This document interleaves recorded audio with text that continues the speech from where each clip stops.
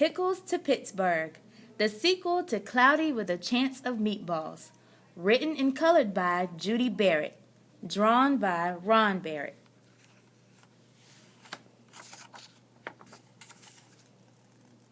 Dear Henry and Kate, I'm having the best vacation ever, but I don't get much rest. I really wish you were here. Our group travels around in a big blue bus, and somehow it manages to climb up and down the tallest and bumpiest mountains and around some of the biggest plants I've ever seen. We've visited many unusual places, met the local people, and even helped them out with some of their chores. I'm taking lots of pictures because this place is hard to believe. Can't wait till I see you next Thursday. Love and hugs, Grandpa. We all miss Grandpa an awful lot. His Saturday morning pancakes, his mostly funny jokes, and especially his wonderful bedtime stories. Tomorrow would be Thursday, and he'd be home. We could hardly wait to hear where he had been and what he had done. To pass the time, we helped Mom make spaghetti and meatballs for dinner. Henry made the largest meatballs we'd ever seen. They barely fit into the pot. Mom thanked us for helping but asked that the meatballs be much smaller next time. After we finished eating, Henry and I cleared the table so that we could help bake a special welcome home cake for Grandpa. It was chocolate with strawberry icing and made in the shape of Grandpa's face. We licked as much of the batter off the spoons as we possibly could.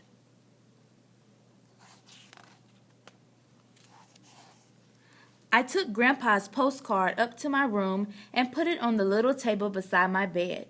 I kept staring at it and wondering.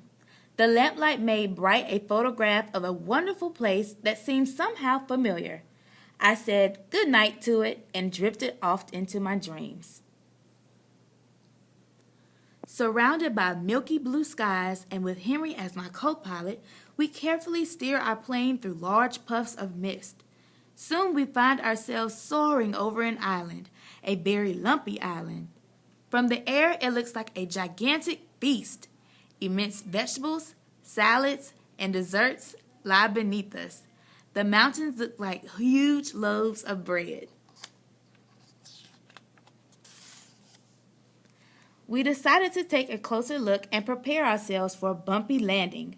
Avoiding some broccoli and narrowly missing a tremendous hamburger on an oversized bun, we come down and taxi on what appear to be giant strips of crisp bacon. Henry and I step down from the plane and look around in awe. Before us lies a strange but wonderful landscape. We are surrounded by larger-than-life vegetables. Nearby is a lake that smells like breakfast, bordered by leafy jungles of lettuce that resemble a tossed salad.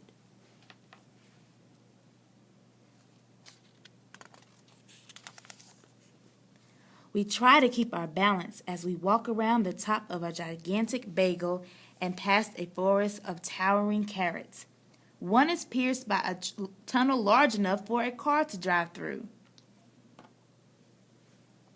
Off in the distance, we see popcorn snowing down on the peaks of enormous rolls.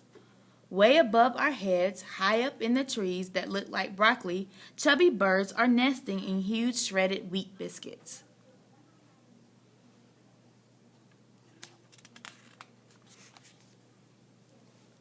Ahead of us, at the end of a long road, lies what looks like an abandoned town. Eager to know where we are, we start walking toward it. Sweet-smelling rain begins to fall. It collects in hundreds of open containers that are lined up in a field beside the road. Lots of orange puddles are everywhere. Orange juice. All of a sudden, we find ourselves standing in the shadow of a giant tuna fish sandwich being delicately airlifted by a helicopter. In the distance, another helicopter races off with a jumbo pickle in tow.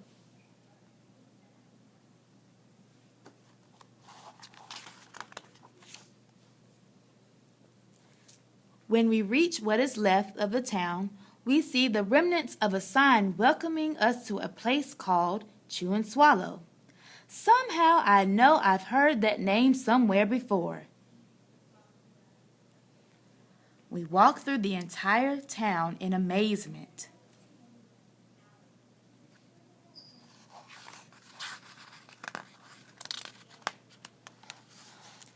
Up ahead, lots of workers wearing helmets and dressed in matching uniforms are loading huge potatoes onto a truck.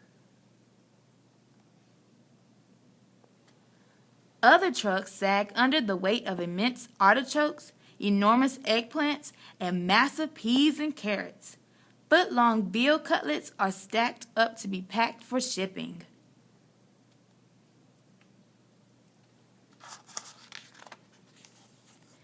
To the east, the weather is changing and we can see sandwiches raining down. As soon as they land, they are piled up neatly, ready for shipment on a freighter anchored down by the shore. Large reservoirs of milk and cream flow into extra-large containers, which are lined up ready to be loaded onto a ship. Printed on the sides of the trucks are the words, Falling Food Company, large food for large and small countries, free.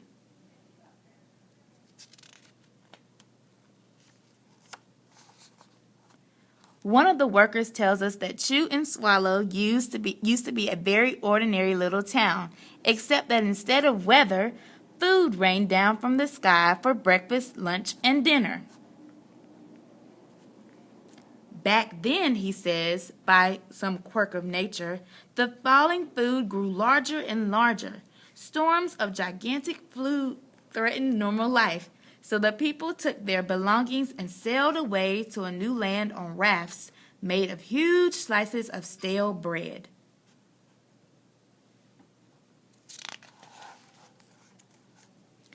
They returned years later to see what had happened to Chew and Swallow.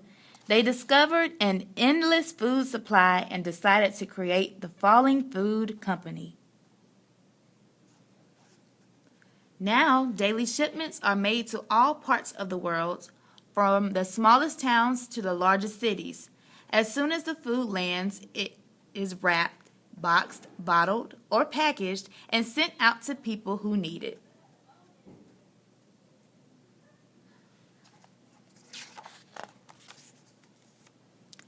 Even with poverty and drought throughout the world,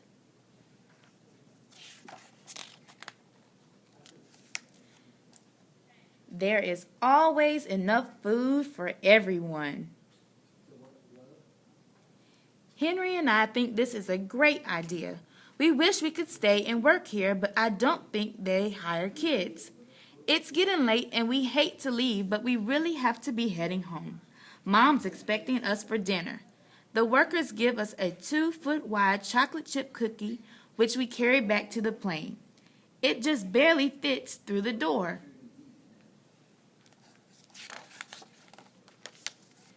We buckle up. I rev the engine and we start rolling down the bacon runway. As everyone waves goodbye, we can see dinner approaching from the west. Spaghetti and meatballs, I think. As we gain altitude, Chew and Swallow slowly vanishes into the distance. My alarm clock woke me with a jolt. It was finally Thursday, and I wanted to get to school fast. The sooner I got there, the sooner I'd get home, and the sooner I'd see Grandpa. When we got home, we ran as fast as we could into Grandpa's waiting arms. I brought back something for you, said Grandpa, and he gave each of us a very large box containing a chocolate chip cookie he had gotten on his trip. They were the biggest we ever had seen, almost 2 feet wide. Mom made Grandpa's favorite dinner, chicken and dumplings, and we surprised him with our special welcome home cake. He chose the slice with the mustache. By the time dinner was done, it was late and Grandpa was tired. When he was all tucked in bed, we knocked on his door to give him an extra goodnight kiss. Then I told Grandpa the most wonderful tall-tale bedtime story he ever heard. It began, surrounded by milky blue skies and with Henry as my co-pilot. Grandpa stayed awake till the very end. Then he looked at us with a very funny glint in his eye and said, "Wait till I show you the pictures I took on my trip." And he drifted off into his own wonderful dreams. The end.